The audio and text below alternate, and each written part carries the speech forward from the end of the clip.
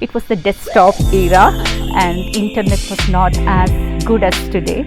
We had so many constraints, but we were still delivering to global clients. Within Technopark, I think the workplace safety that matters a lot. Being a woman, I've never sought favors. I think we are a little marketing shy. I think Trivandrum is still a very less known secret. Hello viewers, welcome to yet another episode of the Technopark podcast series, that is Aspire Stories of Innovation. Today we have with us a very eminent women personality who had a wonderful IT career and now she stands out as the Chief Executive Officer of an organization in Technopark. So without further delay, let me introduce to you Ms. Deepa Sarojammal. She is the CEO of Reflections Infosystems. Welcome Deepa, welcome to the show. Thank you, Karthika. So very happy to have you here today.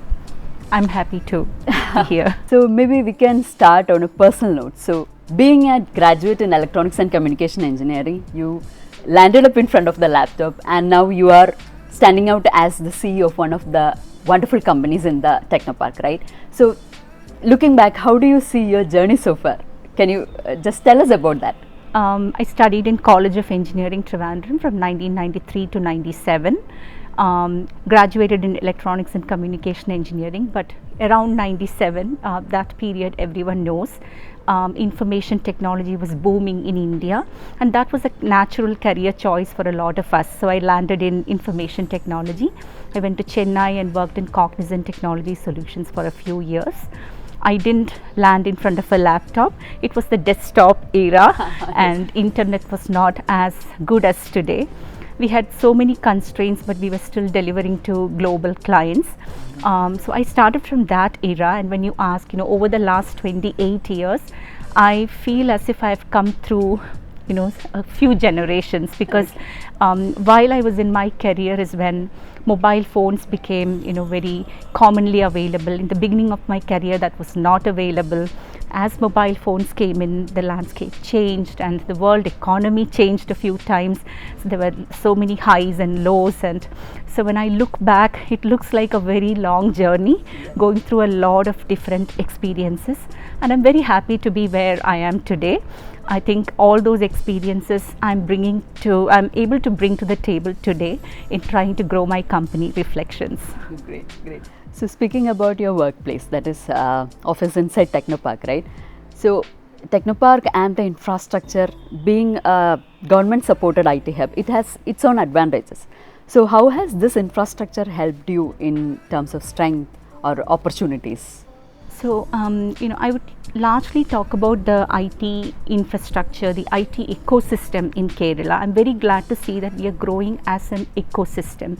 It's not just IT parks where, companies set up shop and work. There are a lot of other supporting factors. For example, Kerala Startup Mission itself, working in Technopark, it's actually a great blessing because they bring a lot of innovation and entrepreneurship into Technopark, and companies like us are able to collaborate with those startups and increase our spectrum of services and offerings we have for our clients. We are able to collaborate with the startups, take their products to our clients, and it just increases our value a lot more. There is also those universities that have come, around Technopark. Digital University it deserves special mention because we partner with them, and the environment that they have created in Digital University, that is spectacular. It is very close to what you would find in foreign universities, in the limited knowledge that I have.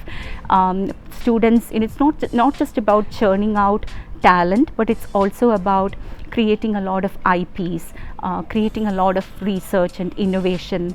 And if you go to their labs, what you see there, it is students have really worked hard to bring things alive. There are working prototypes, and what you would see in normal IT companies, you would find in Digital University. So it's very good for all of us to collaborate with them and bring their research and innovation to our clients as well. So we also work with the Indian Institute of Space Technology in Trivandrum, Valliamala, which is also a great contributor to research and innovation. So I think it's that ecosystem that is helping us all grow in addition to the IT infrastructure. But within the IT infrastructure, within Technopark, I think the workplace safety that matters a lot. But we are all trying to be more diverse, bring more women into workplace, and security matters a lot. Workplace policies and procedures, the labor laws, everything, right? So I think all these are supporting us. I think the only one thing that is important to improve on is bringing investments into Kerala. I think that's something we should continuously work for. So, speaking about bringing investments to Kerala, right? So, what would be your strategy, to bring in more investments into our cities in Kerala, especially since we have Technopark in Trivandrum itself, right? I feel it could be right or wrong, but I think we are a little marketing shy. I think Trivandrum is still a very less known secret of India. What this city provides, its infrastructure, the societal background in Trivandrum, the availability of large number of talent, which is extremely important, the IT infrastructure that exists. I think these are little known to the rest of the world. If you ask anyone, in a global company, if they know about Trivandrum, they don't know about it. They have heard of Chennai, Bangalore, they've heard about even Pune, but Trivandrum is not known. So I think marketing, getting the name of Trivandrum out into the world is the most important thing we must do. And there are so many Kerala origin entrepreneurs who are in very high positions in global companies of the world. How do we attract them? Because I don't know if even they know what this state and this city has to provide. So I think marketing. Yeah, right. We have such a strong IT presence, but still, just due to lack of marketing, we are not finding enough investments, right? Now the IT space is evolving rapidly, right? So AI, automation, deep tech, all these are coming and they are just redefining the IT services. Are there any specific trainings or courses, or how do you enable them to learn so that they can adapt to the changes in the future? That's right. So there are structured courses that we are implementing in the organization. It is not just about training. We look at each technology area. It could be cloud, it could be data, it could be product engineering. We look at each of those service lines and look at how they might change. And there are different roles within those service lines. For example, if you take product engineering, there is a product owner, there is a scrum master, there is a product architect, there are people who automate test cases, going down to the basics. There are different roles that people play in terms of developing a product. We are looking at how those roles are going to change, and we look at the people playing those roles today, and we are trying to help them graduate into those roles which will be in effect maybe 5 years from now or 3 years from now. We don't know, but preparing ourselves, right? We're also looking at how different roles in information technology are going to change in with time. Would a business analyst function the same way the business analyst is doing today? Would a developer develop code the same way they are doing today, or would that change? Would that be a developer plus an AI agent who would together develop? Already that's happening as we speak.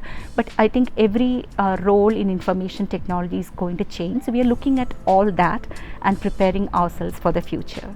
Right. So you have also been recognized as best employer for women by ASSOCHAM in the under 500 employees category, right? So what kind of initiatives has helped or inclusive culture in the organization?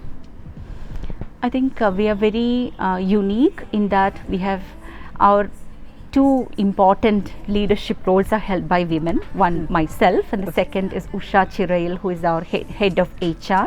Okay. So two women leaders at the very top already. Being a woman, I have never sought favors. As a woman, I don't need any favors. I'm as strong as anyone else. I bring things to the table like any man or woman. Sometimes people ask me, how do you thrive in a world where there are so many men, in a corporate world where there are so many men? So what I tell them is, I don't think about whether I am man or woman. I'm just coming and doing my job. It is others who think about me as a woman. When they call me a woman leader, I think, why do you need that prefix?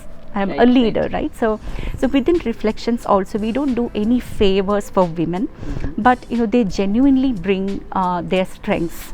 They're also educated like men. They are also experienced like men, but at certain stages in their life there are so many conflicting forces acting on them, which does not allow them to bring their best to work.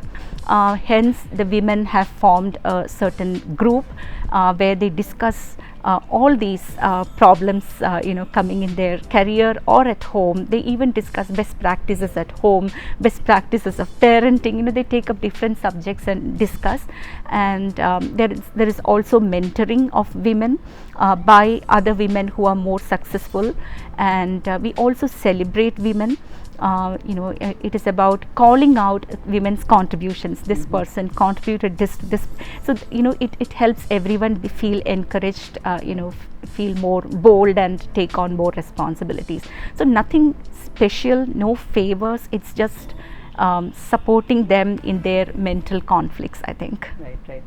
Okay. So speaking about, you said about your daughter, right? So being the CEO of a company and having a family to look after, right? So how do you balance that? Because work-life balance, this has been a trending phrase for a long time, but again it has been an issue for many people because they are not able to find that balance. So how do you find that professional and personal work-life balance? My daughter, she's doing her engineering third year today in Chennai. So she's in a good place. But her the years when I brought her up, from her childhood, she has always seen a very busy mom, because I was always very career oriented, very hardworking, and I always it's a very tender balance. Making sure your child gets the time that she deserves. At the same time, you have a growing career where you need to focus. I still remember those evenings when I would come home and she would come home from school, and there's a round table in our home, and we would sit across that round table. She's doing her homework and I am on my calls, and in between the calls, we talk. And so it's a very tender balance. I was able to focus on her studies, help her in her studies, at the same time do my work as well.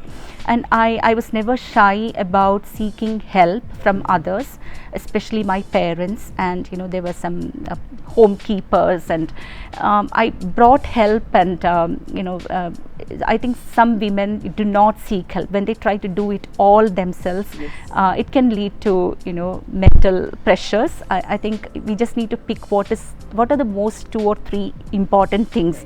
I don't watch TV, not important for me. Would I like to watch TV? Yes, but not important for me. There are so many other things that I can focus on.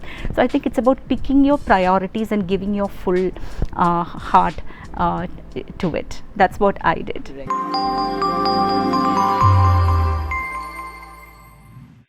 So speaking about yourself, I would like to know, like, if you have some hobbies or personal interest apart from your work life schedule, right? Are you interested in arts or sports or anything of that sort? There are 2 passions that I'm following, ardently following. So I'm a dancer and I'm a singer. Oh. So I do my classical dance training every weekend. Bharatanatyam, and now new into Kuchipudi. I'm going to be doing my Kuchipudi debut in a few days. Oh, so I'm into dance, and I'm also a Carnatic music singer in Carnatic music. Okay. So learning that, and very recently started stage performances of Carnatic kacheris, and so those are 2 passions that I'm following while I'm focused on my work as well. That's great to know. When people say I don't have time to do this, but standing as a CEO of one company, but finding your time for your hobbies, interest, and also managing home, it's great to hear on those. Yeah, many people do not realize that bringing some distraction to your mind, focusing on some other passion of you, that actually brings a lot of sanity to your mind. It brings more clear thinking. It takes pressure and stress off. Right. That's what it's not hobbies, it's actually very deep passion in those 2 fields. Actually those keep me sane. Otherwise, there is enough stress at work and Right. that can bring you down. Apart from the set recognitions, do you have anything specific to highlight, like any rewards or recognitions which reflections bagged over the years? Several. So we were in the Deloitte Tech Fastest 50 list for the last 3 years. That's a very coveted award, purely based on merit. They look at how you have grown your organization over a 3-year period, and very proud to be in that list. We were in the Financial Times list of fastest growing companies twice in a row, and we are also Great Places to Work certified, and as an organization we have matured ourselves through going through a few other certifications as well. We are ISO 27001 certified, PCI DSS certified, SOC 2 Type 2 certified, and recently ISO 42001, which makes sure we have the right practices and processes to do AI projects. So we keep reinventing ourselves through these certifications. The certification is not the goal, but the way the company matures as we go through those certifications, that's what matters most. So, a lot of organizations are setting up their global capability centers in tier 2 cities. So, how does Reflections support this? Few of our clients too are setting up their global capability centers with us. So we have our build, operate, transfer offering, which is used by our clients, through which we help them set up their entity, we manage their entity, we set up their teams, we do execution till the time they are comfortable taking it over from us. So there are customers from the US, from Australia, from Southeast Asia and so on, who are working with us in setting up their capability centers. So setting up teams and executing, that is our livelihood. We know the best, and they can focus on their core jobs. So that is how we are helping them. How do you compare your office in Technopark with other international locations, in terms of building up the opportunities or strength? How do you compare that? Yeah, so when it comes to tier 2 cities, as you said, as I said, it is still a secret, right? Not many know about Trivandrum. Our clients know about Trivandrum because they work with us. I think the Trivandrum Center has a lot of talent. It is surrounded by talent. I think that's the biggest differentiator. There's no dearth of talent in Trivandrum, and people are extremely loyal, committed. They work for the company. I think that loyalty and a long-term relationship, that helps not just us but our clients as well. And as a city, we are a very simple city to live in compared to some of the larger cities which are more saturated. There is still a lot of potential for Trivandrum to grow. I think those are some factors that are attracting our clients who know about Trivandrum into Trivandrum. Looking ahead, what are your key strategic expansions or anything on that sort which you have for Reflections? Maybe looking down for 5 years, 10 years on the line? We are looking at a period of 3 years right now, because Okay. the technology landscape is changing so fast that you can't plan for more than 3 years. Economies of the world are changing so fast that again you can't plan for more than a year actually in terms of economy. So we are taking a very cautious approach, planning. Our long term right now is 3 years, and in the next year maybe we would know for the next 3 years. It's a Right. rolling planning and strategizing that we do. And in the next 3 years, as I said, we are in Reflections 2.0 phase, where we are looking for rapid growth, very high quality growth. We want to work with great clients. We want to grow with the clients. So we are looking for clients who are also growth hungry like us. We are looking at geographic expansion. Today most of our business is from the US, Australia and Middle East. We are also looking at expanding in Europe and LATAM and so on. We do have a development center in LATAM, but I'm talking about business expansion in LATAM. So geographic expansion is the other thing. We also want to grow in terms of our capabilities, our offerings to clients. So we are trying to reinvent our capabilities, looking at what our clients going to need in the next few years, So how do we make ourselves special in that, we have those, if you've heard of the term productizing services, that is one of the things that we are looking at in terms of reinventing or innovating on our capabilities. Okay. And of course, people growth. How do we make people more talented and skilled? A lot of competency building. How do we convert everyone to a full stack including AI? So people competency building, without which we can't achieve any of the other strategies. So there are different sections of my team who are focused on each one of these, and hiring a lot of leaders, hiring a lot of regional leaders who can lead that region's growth. So there's a lot going on in Reflections in terms of growth. At the same time, we want to preserve our culture without diluting our culture. How can we grow? Because in the face of growth, a lot of new people join the organization. When new people join the organization, we want the culture to change, evolve, but for change for better, right? Not get diluted. Yes, right. So since you mentioned technology is evolving, right? It is evolving in a massive scale. We don't know what is happening today, especially over the last 2 years. There has been a lot of changes, and like you said, we can't even plan for next 1 year because it is evolving like that. So in your point of view, what do you think might be a buzzword in the industry in the future, maybe for the next year, next 3 years, 5 years down the line? I wish I knew. You never know what's going to be the next buzzword. None of us were talking about Gen AI till 3 years ago, and now everyone is talking about it. Maybe autonomous everything. Everything is autonomous. Cooking is autonomous. Farming is autonomous. Autonomous. Already driving is in existence, but maybe some more autonomous we would hear. I don't know.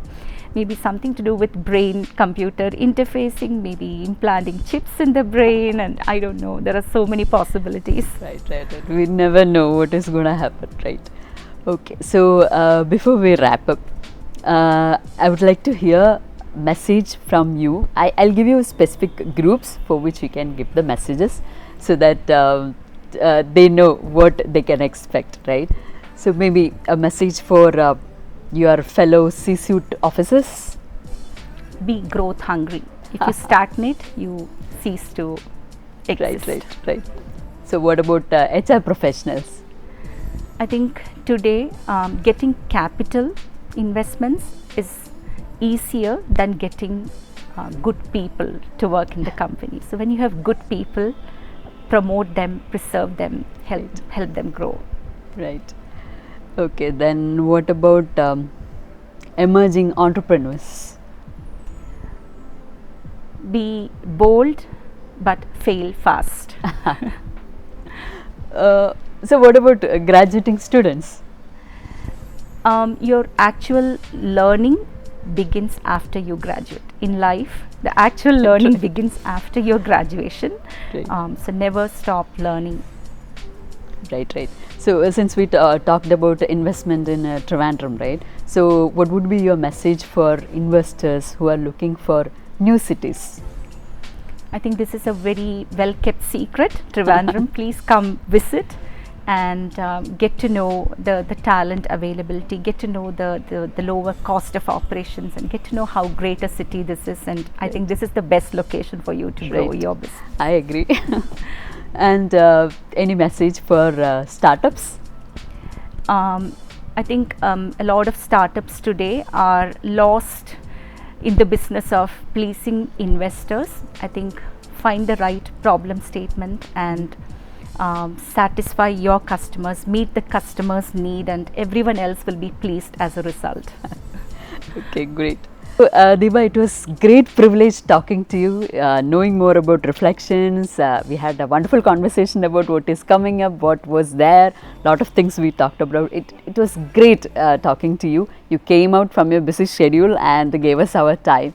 Thank you so much. Thank you, Kartika, for having me here. I think it's a privilege to be called for this event, and very happy to be part of this Technopark led event. I think this is also a way of letting the world know of Trivandrum. Right. So I think it's my little contribution to doing that. And thank you, Kartika, for being with me here and making me feel comfortable. It was great meeting you again after a few years. Thank you so much. Okay, viewers, until we meet next time, this is Kartika signing off.